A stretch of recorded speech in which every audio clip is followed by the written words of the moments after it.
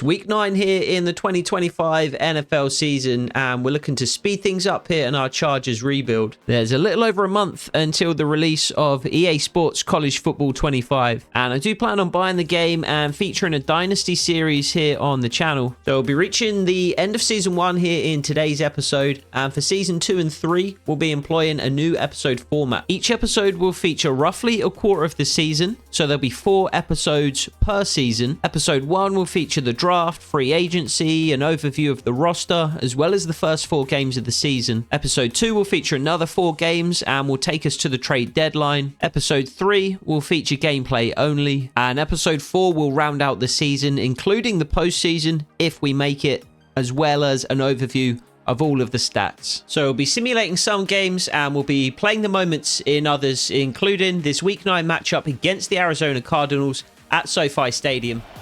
And we come out immediately on 3rd down, trying to make a big stop against this Cardinals offense, led of course by Kyler Murray. And we will use a Junior Colson here, our defensive rookie of the year candidate. Fingers crossed that he continues this level of play over the second half of the season, but he was caught lacking there in coverage, which brings up a second moment almost immediately as the Cardinals enter the red zone, and it is a handoff by Kyler Murray, which Derwin James is there to put a stop to. Trey Benson gets the carry, and on 2nd and 11 we are simply trying to keep the Cardinals out of the end zone, and we've done a better job in coverage there with Junior Colson. And so Kyler Murray and the Cardinals will come out in empty. We will rush with 2. Pelotu off the edge. Myles Jack gets beaten inside by Zach Ertz. And it is going to be an early touchdown for the Cardinals here in week 9. But we do have our own opportunity to keep this drive alive with a 3rd and 4 at the Cardinals 43. And we have plenty open over the middle there, as I want to say Brendan Rice. It is Brendan Rice. Makes the grab and moves the chains, but unfortunately nothing comes of it, and instead we are defending our own red zone once more. This time we're going to use a Myles Jack, and we do a much better job in coverage than Myles Jack did on his own, covering multiple receivers down the field and then coming across to stop Kyler Murray in his tracks. But again, the Cardinals are going to come out in gun. Again, we will use a Myles Jack. I don't think it is Zach Ertz over the middle this time, and we were again loose in coverage, but fortunately the Cardinals receiver drops the ball, and instead the Cardinals will come out to try and round out this particular drive in a single back bunch formation. And we will use again Myles Jack. And Kyler Murray does hold on to it. We were expecting that with Myles Jack, and we are all over it to hold Kyler Murray. He looked like he wanted to scramble out of the pocket there. But the Cardinals do, of course, extend their lead to 10-0, and it's up to us to try and convert on a 3rd and 8 here from midfield. And we will look for J.K. Dobbins on the screen right. Make that block. Couldn't quite get out there quick enough with, I think, the right tackle, the right guard rather, Zion Johnson. Just couldn't quite get out in front of J.K. Dobbins quickly enough, and it's only a 2-yard gain. But into the second quarter, we do have another 3rd down. This one a bit more manageable, a 3rd and 5. And there's a flag on the play. I'm hoping this is defensive pass interference, and indeed it is. So we don't get the completion, but we will move the chains by accepting the penalty. And we will start with a 1st and 10. At the 17-yard line. Looking to get on the board for the first time here today, as we will look for Ladd McConkey out to the left-hand side. Walk-in touchdown. Easy. Easiest touchdown Ladd McConkey scored this season, and potentially the easiest he will score in his NFL career. Teams still not alert to that particular play that we've been running all season long in this kind of area, in the sort of 15 to 25-yard area. Just outside of the red zone. This one just inside of the red zone. And this time we get a 1st and goal from the 3 with the clock ticking away. And we have a receiver at the back of the end zone. It's into traffic. Quentin Johnston was the target. Incomplete, however. So that'll bring up a 2nd and goal. And we'll try and punch it in up the middle with J.K. Dobbins. Does well to avoid the initial rush. Weaves his way through a couple of bodies to the left-hand side. Somehow manages to stay on his feet. And that, I think, allows the Chargers offensive lineman to push him over the goal line. Because J.K. Dobbins was caught up for a moment there. And it was the right tackle. And the center, Jordan McFadden, who got the job done. It's going to be 14-10 pending the extra point. Cardinals come back with another touchdown of their own, though. And it's going to be a 3rd and 4 with a 3-point deficit. Lad McConkey over the middle. Let's get him working up the field. Nice little completion. And again, we can look to punch it in here. We're going to check down to a run with J.K. Dobbins off to this left-hand side. Good blocking by Andrew Norwell. And the center, McFadden. Should bring up a 2nd and 7 here. Don't love too much of what we've got. But really nice grab by Brendan Rice as he takes the ball all the way down to the 1. It looked as though he might be able to fall into the end zone for a moment there. Again, we're going to run play action and we're going to look for a receiver at the back of the end zone. We might just have to throw the ball away here with Justin Herbert, though we do. We maintain our field position at the 1. It's only 2nd down. And this front is just far too enticing not to run on. Surely we're going to have an easy touchdown here with J.K. Dobbins, and we do. We'll regain the lead. However, the Cardinals itching to get on the scoreboard again themselves here. Good block shed. Diane Henley gets in to make the tackle. 21-17. The Cardinals need a touchdown, but they are knocking on the door here in 2nd and goal. So we'll try our best to keep the Cardinals out of the end zone once more. And he is wide open and he dropped the ball at the back of the end zone. Zach Pascal. It was a touchdown all day long. But Zach Pascal puts the ball on the ground and we maintain this narrow lead. And it's going to be a 3rd and goal from the 7. The Cardinals surely have to go for it. Kyler Murray steps up, finds his receiver. And he does just about manage to stretch the ball over the goal line before he goes out of bounds. Brandon Smith with the score. So it all comes down to this. We need at least a field goal. Of course, we would rather a touchdown to win the game. And again, we're going to find Brendan Rice underneath. And he's going to have the jump on his man in coverage. Another really big reception from Brendan Rice. He is stepping up in the absence of Josh Palmer. And we'll try and hit the Cardinals with another explosive play down the field. Hayden Hurst is running wide open. He stays in bounds. This is going to take it down to the 2-minute warning. And we are going to have the ball at the 26 with a really good opportunity to win this game. Justin Herbert in the zone for the last 2 minutes of the game as well. Nice block, Zion Johnson. And Hayden Hurst was out in front of J.K. Dobbins. Could have evaded his man. And again, this front is just too enticing not to run on. I was planning to throw the ball here on 2nd down, but with such a light box, give me the 1st down. Allow that clock to keep running. Can Quentin Johnston win on the outside? No, he can't. Almost an interception. We were looking for Wan'Dale Robinson in the slot. Thompson came down from the safety position, but fortunately the ball hits the ground. We could have J.K. Dobbins in the slot this time, and we do. J.K. Dobbins makes the grab, falls to the ground, and it is going to be a touchdown. We are going to take the lead. We haven't taken quite as much time off the clock as we would have liked, but we are going to go up by 4 points. Cardinals have a minute remaining, as well as all 3 of their touchdowns, as well as all 3 of their timeouts. So very much looking to make a stop here with just over a minute to go, as Kyler Murray leads the Cardinals out for what almost certainly is going to be the final drive of the game. And it's not an ideal start for us. Big gain for the Cardinals. And they move the ball up, approaching the halfway mark on the field already. And they do take their first time out. 34 seconds to go. And it's going to be a 2nd and inches for the Cardinals. We're going to man up Junior Colson. We don't mind that too much at all. The Cardinals can have those kind of completions underneath. The field goal is not enough. They need the ball in the end zone to win this game. So we will pass commit. We will try and take away the outside.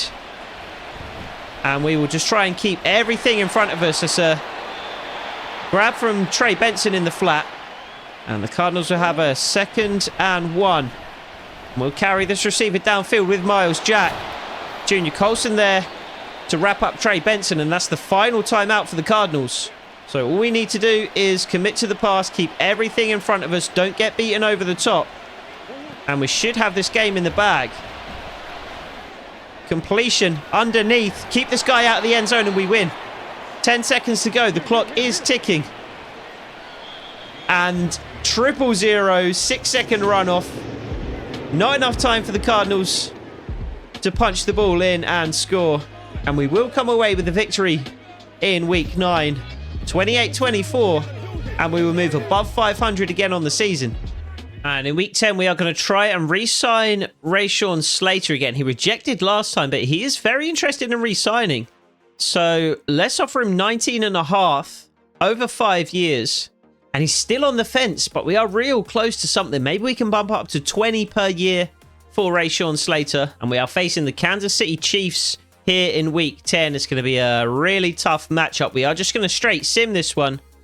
And the Chiefs are playing well, and all players will have plus 10 break tackle, play recognition, and tackle for this game as well.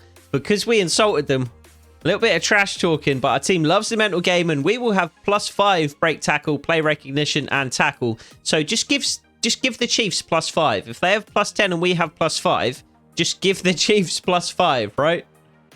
But we need to beat the Chiefs to steal their momentum. And we do somehow manage to beat the Chiefs. 36-29 is the final score. Very, very tightly contested game, at least in the first and the second quarter.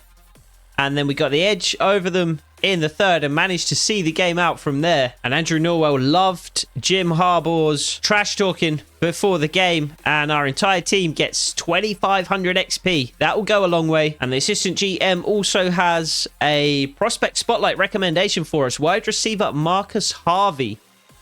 So we'll take a look at him. What's going to be more interesting for us, though, is our scouting focuses that we can do this week as well. So, of course, Marcus Harvey does look pretty awful. At the very least, underwhelming.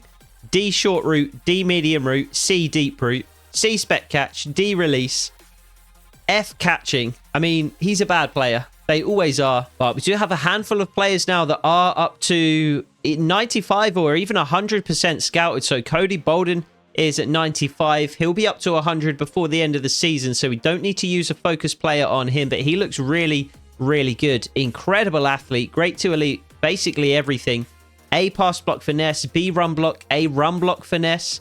Only C pass block and D pass block power is not great, but run block power is at least going to be B to C, so he's going to be a solid lineman at the very least. Casey Alexander is 95% scouted. A power moves, A tackle, C block shed isn't the worst. Jimmy Barnett, probably a worse prospect than Casey Alexander himself. Luke Kincaid is 100% scouted and he's only around 1 to 2 talent. He probably was the worst of the 3 edge rushers we had our eye on. Very good athlete though. B pursuit, B tackle, A finesse moves. Only D block shedding though. So that's probably what sets him in that round 1 to 2 range. Aaron Cumberland, Daryl Yancey will each get up to 100%. So a couple more offensive linemen we can consider. Jamie Acosta is the edge rusher that I like the look of the most. 6'5", 273, only 22 years old. Excellent athlete all around. Good to great everything, but great to elite jumping. And A awareness, B block shed, B hit power, A power moves, B pursuit, A tackle. He looks like such a good, well-rounded player, and he is a true round 1 talent. So he's probably at the top of our board in terms of who we want to scout, or rather in terms of who we want to draft. So the players I'm most interested in using our focus scouting on is these 2 receivers, Darren Andrews and Clayton Hayden, because they are ranked number 1 and 2 in the entire class in terms of the big board. But when we take a look at the most recent mock drafts, we are up to just mock draft 2. Hayden didn't feature at all, if I remember. So Darren Andrews features at 15, going to the Raiders. Hayden didn't feature at all, so he drops out of the first round entirely and into the second. So I need to know what the situation is with these receivers, because we certainly could do with drafting a receiver as well. Quentin Johnston hasn't taken the step up that we would have hoped for. Lad McConkey looks great, but we don't really have anything beyond Lad McConkey. And I think Gerald Henderson is going to be the final player that we focus scout. We've got 3 other free safeties who are at 75% scouted, but Henderson just at 50%. So we should know a lot more, maybe even 100% about Eli Clifton by the end of the season. The same goes for Quentin Jarrett. The same goes also for Marlon Glenn. However, Henderson, only 50% scouted. He's not in the right region. So we'll try and get him up to 100% as well, because safety really is another position that we need to address, really as a matter of priority. And we are running out of opportunities to extend Rashawn Slater this season, but we are going to bump our offer up to 100 million over 5 seasons, and he does finally re-sign. And coming out of the bye, we have a big matchup here in week 12 against the 6-4 Cincinnati Bengals. We are also 6-4, and we have a quarterback duel. Who are we expecting to step up? It's going to be Justin Herbert that we're going to have to rely on. The Bengals will do the same with Joe Burrow.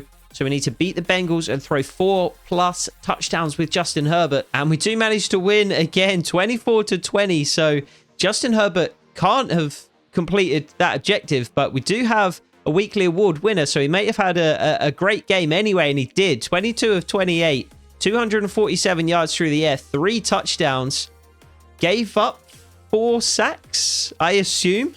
I'm assuming Justin Herbert's not being credited with 4 sacks, but 5 carries and 30 rushing yards as well. So a fantastic game from our quarterback, but not quite enough to achieve that objective. And indeed, we have to be happy just to come away with a win, says Jim Harbaugh. And we do get +5 morale for Justin Herbert. And that win does just about put us in the playoff picture. 3 AFC West teams currently in the playoffs. The Broncos currently have the 3rd seed. We have the 6th seed. The Kansas City Chiefs have the 7th seed. The Kansas City Chiefs currently have the 7th seed, but we are playing them here in week 13. So a chance to overcome our division rivals. The Broncos, the Chargers, the Chiefs, all 7-4 currently in the AFC West. So we will jump into this game and play the moments once more and try and come away with a victory at Arrowhead. So big 3rd down early here as the Chiefs try and get into the red zone for the first time. Complete out in the flat, and actually it brings up a 4th and 1. So we are going to make a stop here. Chiefs probably just about in field goal range. The Chiefs are indeed in field goal range, but they are going to go for it here on 4th down. 4th and 1. And Mahomes with the check down underneath. We are all over that though. And it's a big 4th down stop to start the game here in the first quarter, as the Chiefs turn the ball over on downs, and Justin Herbert leads the Chargers out for our first drive of the game. Unfortunately, nothing comes of the initial drive, and the Chiefs do take the lead anyway. So we'll come out on a 3rd and 5 and try and get things moving here. Hayden Hurst with the completion underneath. Takes the ball up to the 36-yard line. Justin Herbert has already thrown an interception so far today. And that brings up a 3rd and 10, unfortunately. And we have almost nothing on. We're just going to go down the field to Lad McConkey. Broken up by the safety, but it's not a lot we can do there with the 3rd and 10 from the 36. And we do have a 1st and 10 in the red zone with a chance to take the lead. 7-3 Chiefs at the moment. Chris Jones disengages. Justin Herbert scrambles right, looking for Quentin Johnston. Pass falls incomplete though. However, that does set us up with a 2nd and 10. And a chance to run Lad McConkey's favourite play. We saw him score against the Cardinals, and I think we've left it just too long to make the throw. Lad McConkey into the end zone with the ball, but there's a flag on the play. I think we just took a split second too long to pull the ball out of the stomach of J.K. Dobbins, and it is going to be an illegal man downfield. It's going to be a 2nd and 15. So still 2nd down, still a chance to punch this ball in. Lad McConkey behind, I think maybe Nick Bolton. Nice pass from Justin Herbert. Let's make it a 3rd and 7. So on final opportunity to punch this ball into the end zone. We might just take what we've got underneath and go for it on 4th down here. Does bring up a 4th and inches. But the receiver quickly open underneath in that kind of stack formation on that left-hand side. So we will be going for this. And we're going to rely on Justin Herbert with the quarterback sneak to move the chains here. And he does fall forward up to the 5-yard line. Fresh set of downs. Fresh set of opportunities to take the lead. So first and goal from the 5.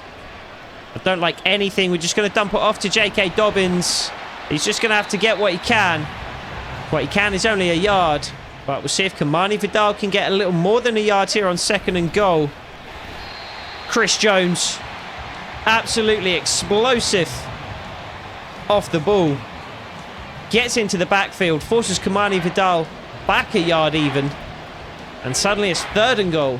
So we do have to take a timeout. Couldn't quite get the play in time. I want Quinton Johnston here. I don't think we're going to have him, but we're going to look for him at the back of the end zone. He goes up to make the grab. Broken up in the air. Just couldn't quite come down with it. And I think we are going to have to settle for a field goal.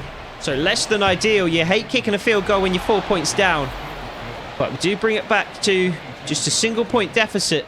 And we're looking to keep it that close as we head into the halftime break, as the Chiefs try and extend their lead.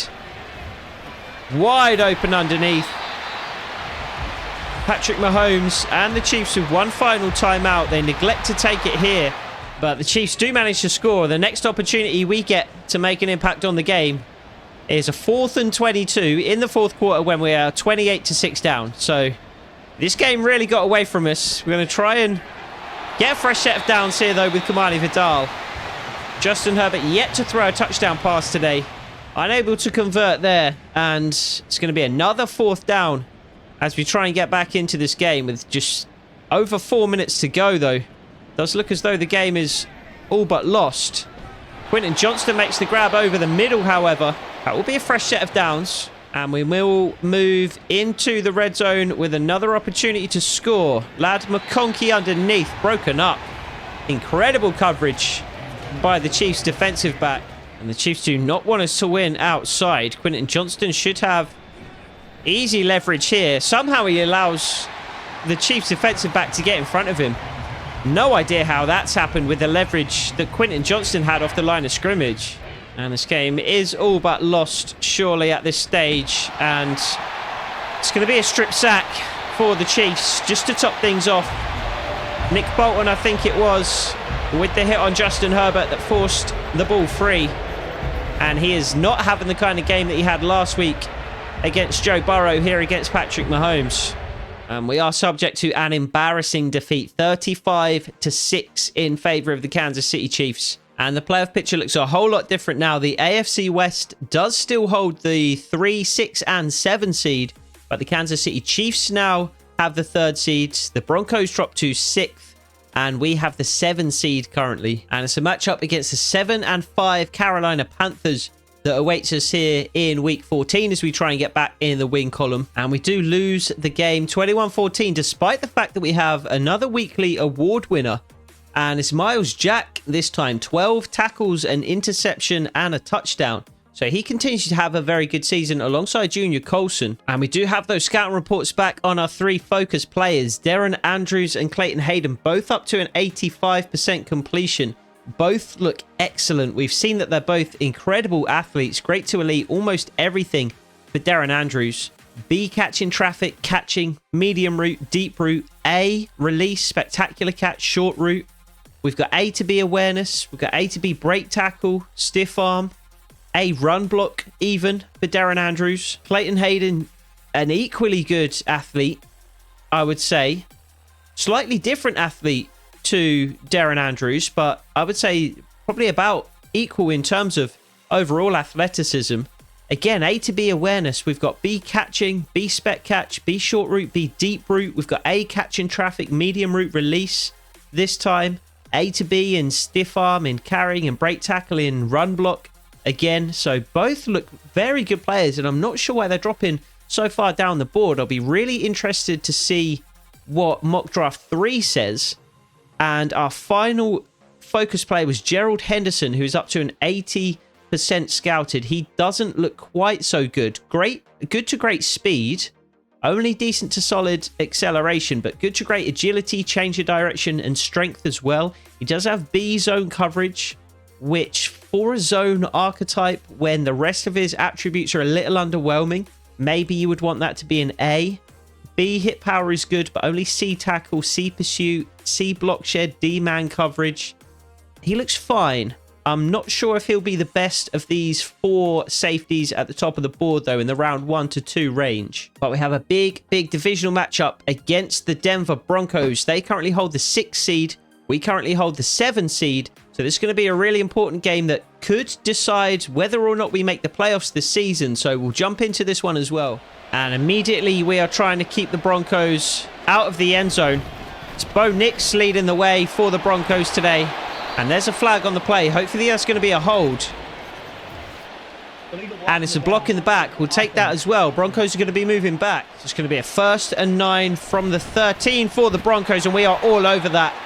Multiple players in the backfield. And Poona Ford makes the tackle. So it's going to be a 2nd and 11 from the 16. And immediately we shed that block. Force the ball out of Bo Nix's hands quickly. And Adoree Jackson is there in coverage to force the incompletion. So it's going to be a 3rd and 11. The Broncos running out of empty. Joey Bosa in the backfield. Bo Nix throws the ball away. 4th and 11. And we hold the Broncos to just 3 points on their opening drive. Really good start to this all-important divisional game. And we have an opportunity to take the lead with a 1st and goal from the 7. J.K. Dobbins takes it all the way down to the 2. And we'll put the ball back in Dobbins' hands immediately here on 2nd down. And he forces it over the goal line. And it is going to be a 7-3 lead for the Chargers here early at SoFi Stadium. And it's going to be a 3rd and 13 for the Broncos. Big 3rd down stop would go a long way here. Bo Nix stepping up. Going absolutely nowhere. Holds on to the ball for an age. And Tui Pelotu finally gets in for the sack. I think along with the rest of the defensive line, to be fair. And we are back in the Broncos red zone on 2nd down. And you know what play we're going to be running here. We made a mistake in the last game, not throwing the ball quickly enough to Ladd McConkey. But we do pull it out of the chest of J.K. Dobbins quickly enough this time. And that's a free touchdown. When you get the timing right on that play, it's a free touchdown. And we do manage to score again as well. So it's going to be a 21-13 lead. 2nd and 4 in the Broncos red zone. And we're going to hit Brendan Rice underneath. Can he get the edge and get into the end zone? It was actually Darius Davis underneath. My mistake. Either way, it is a 1st and goal from the 5. As we try and punch it in at the very end of the first half here. We're going to have to take a timeout. Just 18 seconds left on the clock. So 2nd and goal. 18 seconds. 2 timeouts remaining. That's all going to be irrelevant because J.K. Dobbins managed to fall over the end zone, over the goal line rather, into the end zone for a 2nd time.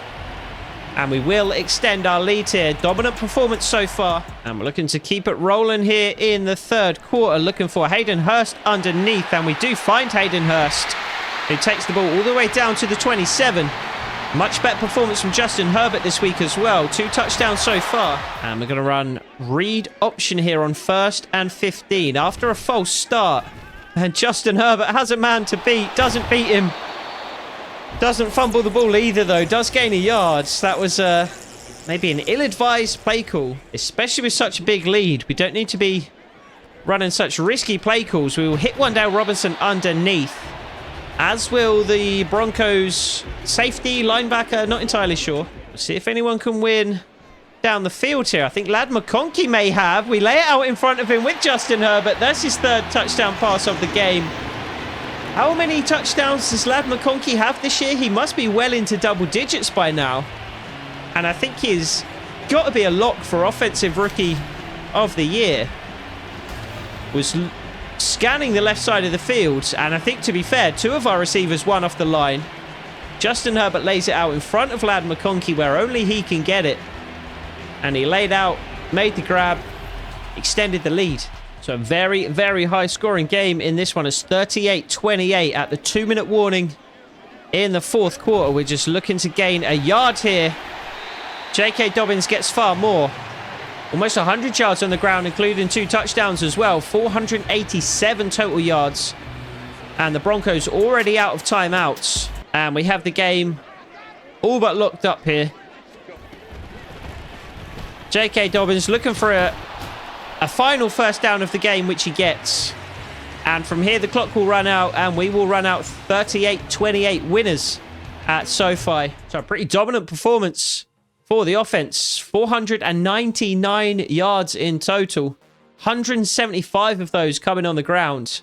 And we put up 21 points in the second quarter, which is where we really established our dominance in this game. We are very much back in the running for a playoff place at 8-6 now. However, we do face the Browns here in week 16. A really, really good offense and a not too shabby defense as well. We do manage a 20-17 victory. We did have a breakout challenge for Justin Herbert in this one. He needed either 400 yards on in total, 400 scrimmage yards, or 4 total touchdowns. And 99% sure he's not going to have made that. 400 scrimmage yards would have had to have been the achievement, and he didn't meet those goals. He is already a superstar X Factor, so it would only have been an XP boost. Junior Colson continues to have a fantastic year as well. He's currently playing up 4 to an 83. His tackle is playing up 10 to a 95. The same for his play recognition. That's up 10 to an 84. Zone coverage is above a 75 now. Finesse moves is above a 70. Block shed, I want to get above 85, but hit power is right there. Pursuit would be good to get above an 85 as well. But we have 2 games left to secure our spot in the playoffs this week against the 7-8 New Orleans Saints. And again, we manage a win, so we move to 10-6 on the season. A 24-17 victory. We may well have some XP boosts after this game, depending on exactly how the game played out. We get +5 block shed for the next 2 games for all defensive linemen, and +5 pursuit for all linebackers, +5 morale for all defensive players. That could be a big boost heading into the playoffs. We also have stolen the Saints' momentum, and all players will have +10 break tackle, play rec, and tackle in the next game.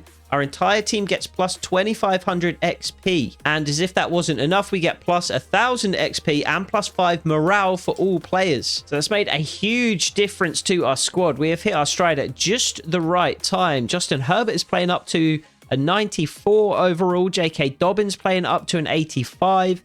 Kamani Vidal is up 2. Quentin Johnston is up 1. Lad McConkey is playing up to a 79. Almost the entire offensive line is playing up, but Rashawn Slater is up to a permanent 88 overall now. Joe Alt is up to an 81 overall, 78 overall for Zion Johnson. Jordan McFadden, of course, stepped in for Corey Linsley after we traded him away at the deadline, and he could actually be an option for us going forward. 24 years old, 72 overall, 85 strength is not amazing. 85 pass block finesse, though. Where has that come from? He's actually been a solid player for us over the second half of the season. And let's see what that's done for our defense as well. Andrew Billings, Poona Ford playing up 7. Mo Hurst playing up 8. Tui Pelotu up 4 to a 76. Up 4 to a 96 for Joey Bosa. And Junior Colson is now playing up 7 to an 87 overall. So he's a true 80 overall. But playing up to an 87 with that +10 tackle, +6 pursuit, +1 block shed, +11 play rec. Absolutely unreal.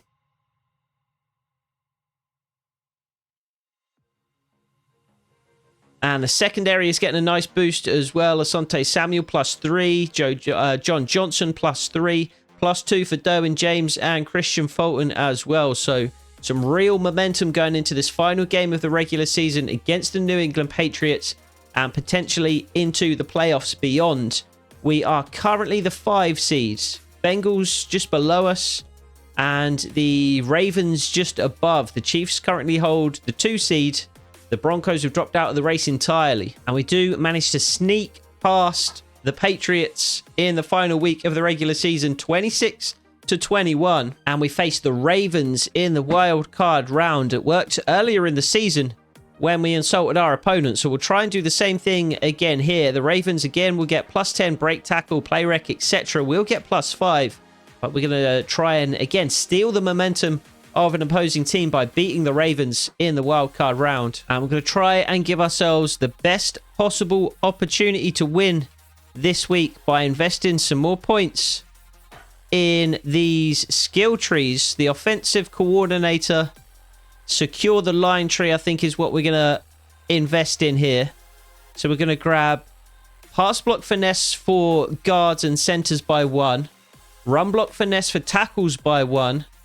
We're going to grab run block finesse for interior offensive linemen as well.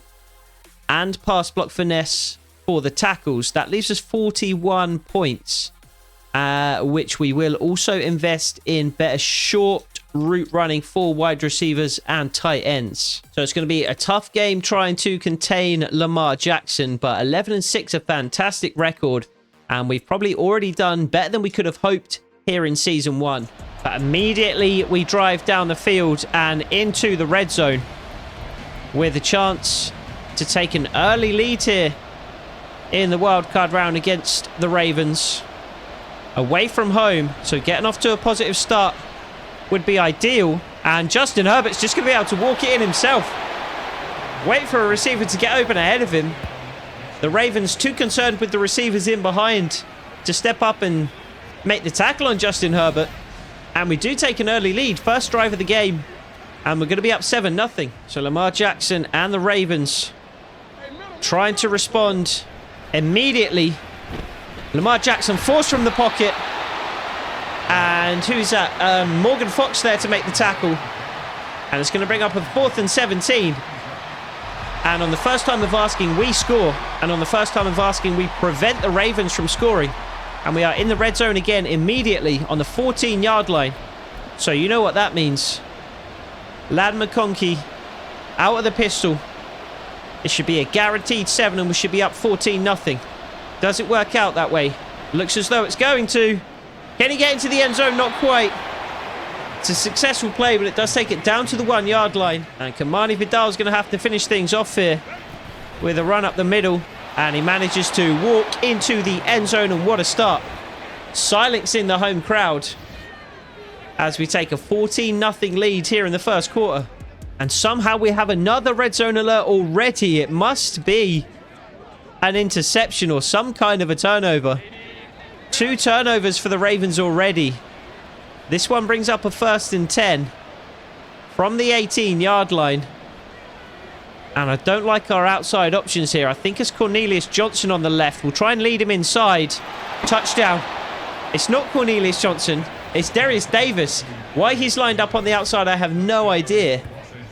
But before the final whistle in the first quarter has even sounded, we have a 3-touchdown lead away from home in the wildcard round. Unbelievable start. This game simply could not be going better. 28-7 in the second quarter. 53 seconds left on the clock. And we have pretty much the length of the field to drive. We'll take a timeout here. I'm not certain that we're going to score, but we may as well try. We do very much want to take care of the ball, though. No point putting it in harm's way. Let's get the ball out of bounds if we can. And we can.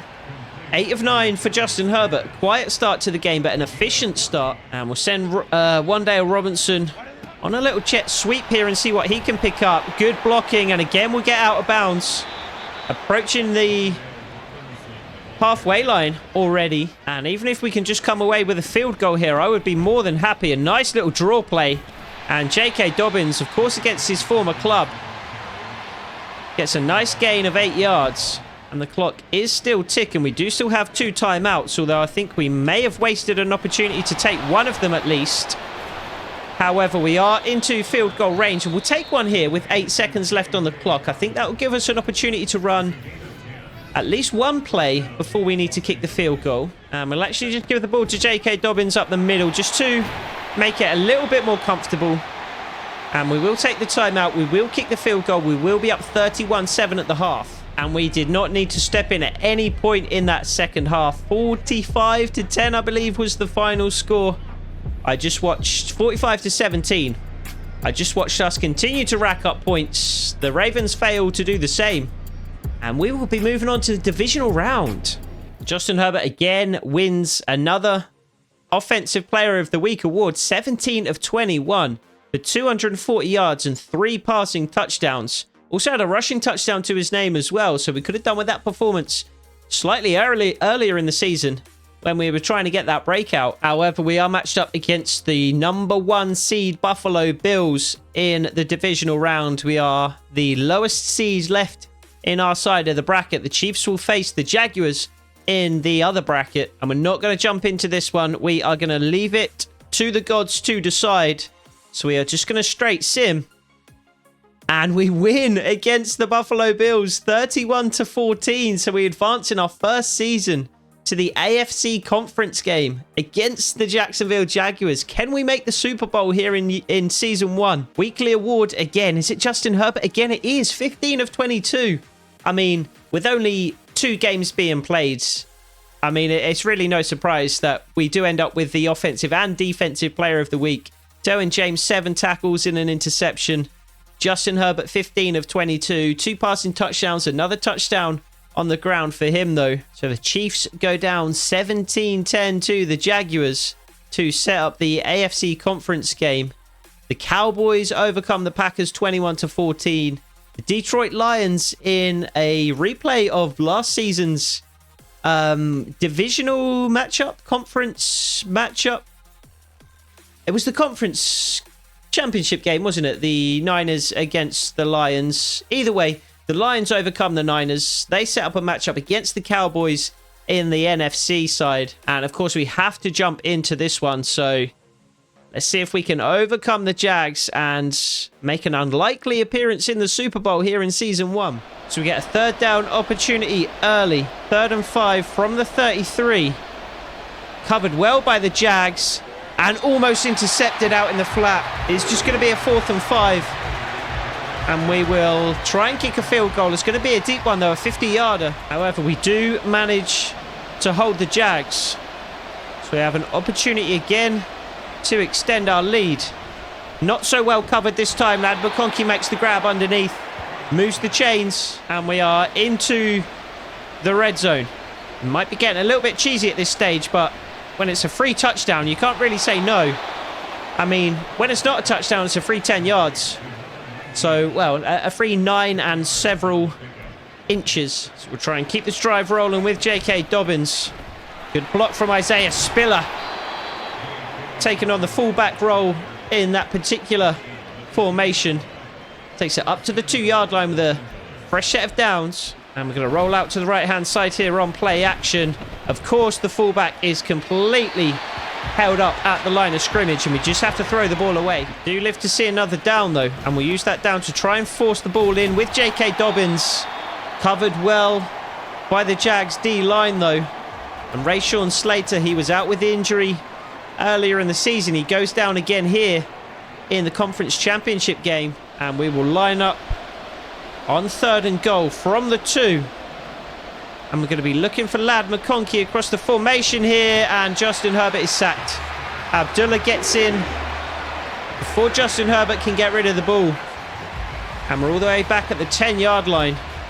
And we're going to have to kick the field goal and just make it a 6-0 lead. So less than ideal end to that particular drive. Our defense is holding strong for us, though.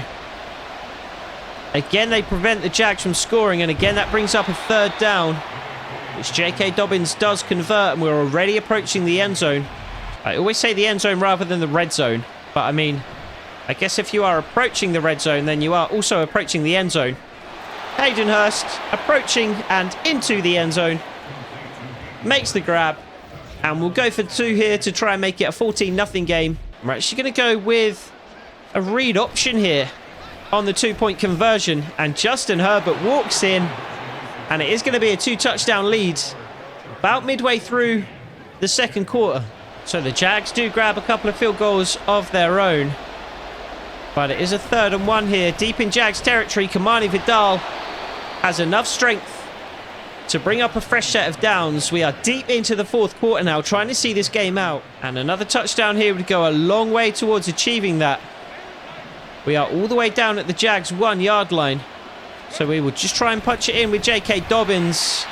We end up going back a yard, and Quentin Johnston now goes down injured.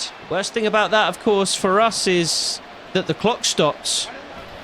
But that won't matter too much if we do manage to punch it in with J.K. Dobbins, and we do. Look for a moment there as if we might be stopped before crossing the goal line. But Dobbins managed to juke it out to the right, cross the plane of the end zone, and again we can extend our lead. So this snap may well decide the game. It's going to be a 4th and 5 for the Jags, and they are going to go for it, and they are going to have it tackled immediately. But they do have a fresh set of downs. They do also have a 15-point deficit though, and again the Jags are going to go for it here on 4th and 5. We carry that receiver down the field well. Lawrence though finds Engram in the flats. I don't think he got the ball over the line to gain. Turns out he did get the ball over the line to gain. It really didn't look that way, but the Jags are going to have to kick an onside attempt. And Darius Davis makes the grab, goes down. 3 timeouts for the Jags, and just an 8-point lead for us. So we are going to have to use these last moments of the game wisely.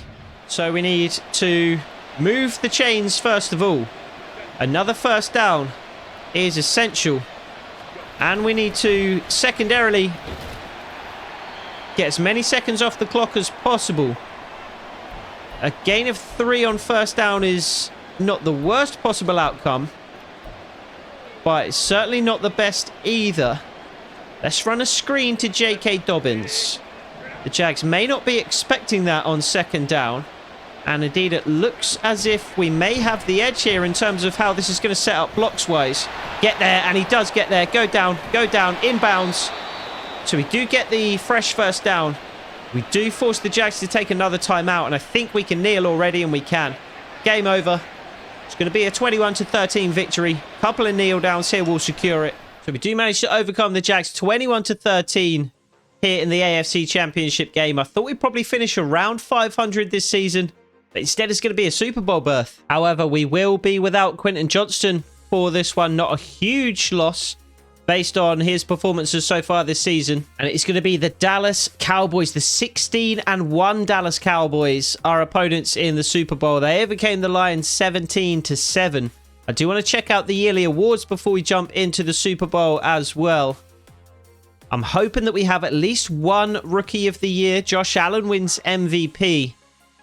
Justin Herbert down in 9th. So didn't have the MVP type season that we were hoping. But potentially next season, Coach of the Year goes to Mike McCarthy, which is fair enough with a 16-1 team. Offensive Player of the Year goes to Josh Allen. Defensive Player of the Year goes to CJ Mosley with Quinnen Williams in 2nd.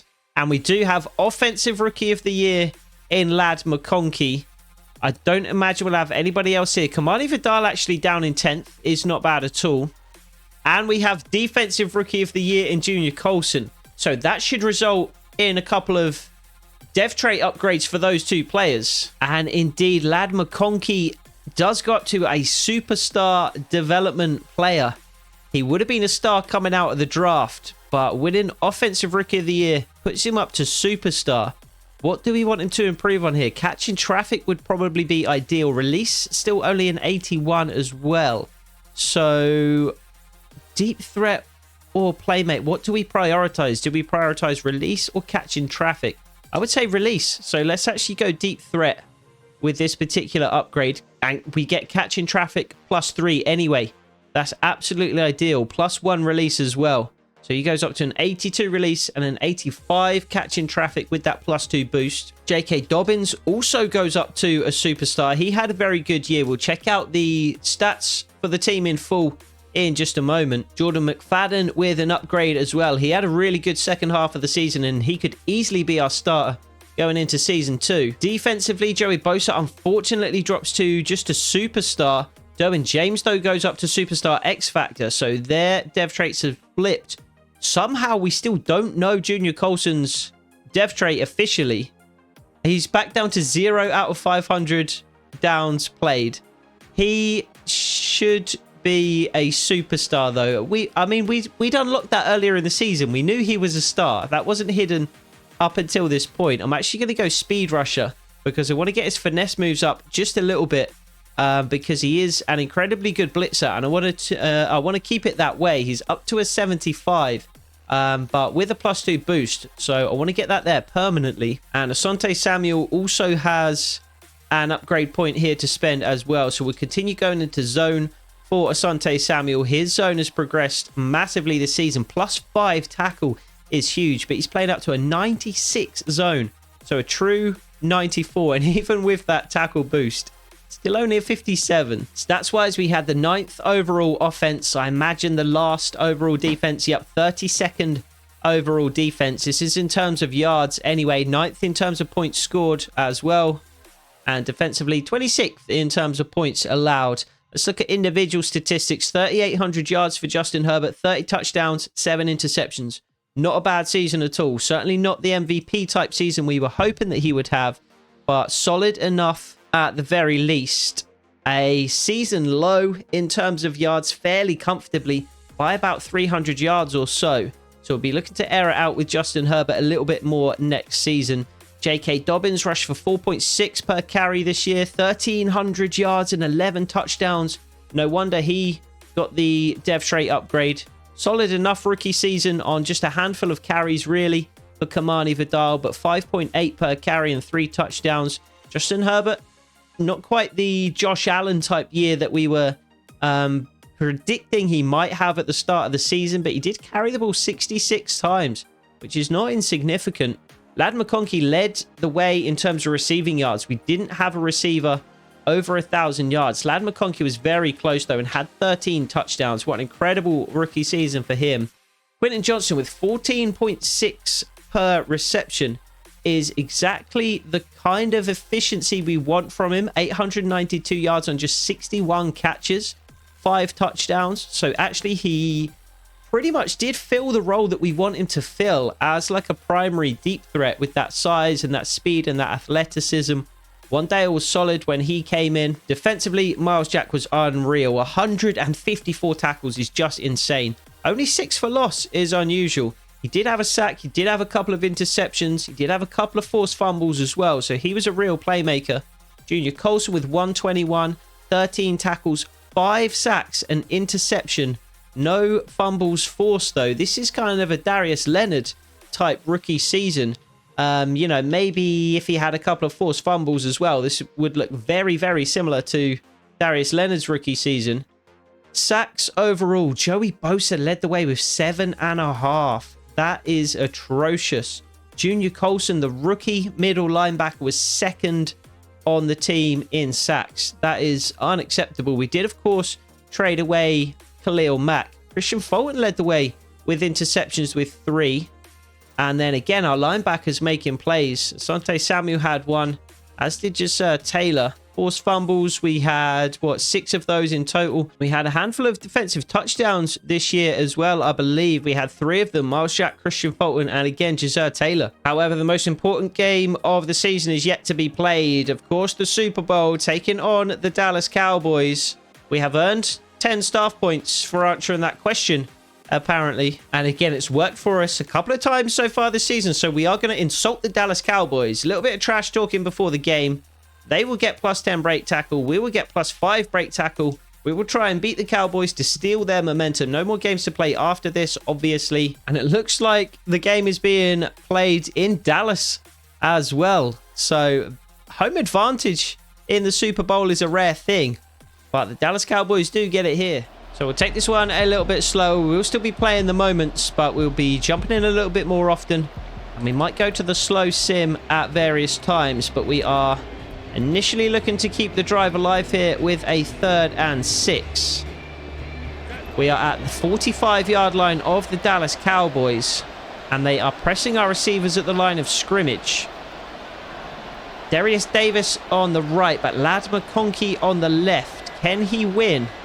Can we snap the ball in time? Just about. Ladd McConkey, does he have a jump on his receiver down the field? I think he does. What a throw, Justin Herbert. And not only do we move the chains, we move them all the way down to the 6-yard line of the Dallas Cowboys. What a play. Ladd McConkey is an absolute superstar. Did manage to win off the line of scrimmage. And Justin Herbert put that in the perfect location And we have a real opportunity to take the lead here. Newly minted superstar J.K. Dobbins is going to get the carry. And he grabs a couple of yards on that one, down to the 4. And again, we're struggling to get the ball away. Oh, that's awful. Threw it completely the wrong direction. Panicked a little bit there as the rush came in. And it's going to be pass interference, though. And we're going to have the ball on the 1 yard line with a 1st and goal. And a perfect opportunity to put 7 points on the board. Again, we're going to give the ball to J.K. Dobbins. Micah Parsons is lined up inside, and he's been double-teamed. That's a touchdown all day. The Dallas Cowboys lining Micah Parsons up on the interior. All we had to do was double-team him for half a second. And J.K. Dobbins walks it in to take the lead. However, the Cowboys have a chance to respond. The ball on the 26-yard line. And makes the grab into the red zone. Had a chance to hold them to just 3 there. But they have a fresh set of downs and another opportunity to put up 6.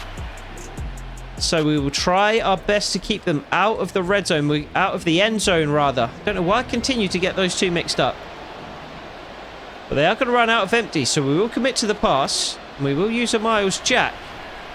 And it's good coverage down the field, and there were just too many. What a hit.